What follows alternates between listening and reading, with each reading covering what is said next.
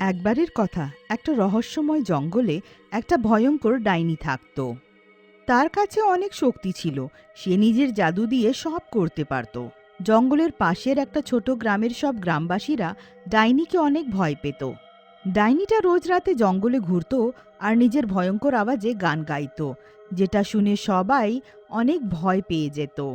কয়েকজন মিলে একটা তান্ত্রিককে গ্রামে ডাকে। বাবা, ও বাবা, এবার আমাদের গ্রামের লোকেদের ভবিষ্যৎ তোমার হাতে। আমাদেরকে ওই ডাইনির হাত থেকে বাঁচিয়ে নিন। হ্যাঁ, তোমরা চিন্তা করো না। ওই ডাইনিটাকে আমি বশ করে বোতলে বন্ধ করে দেব। তারপর ওই বোতলটাকে সমুদ্রে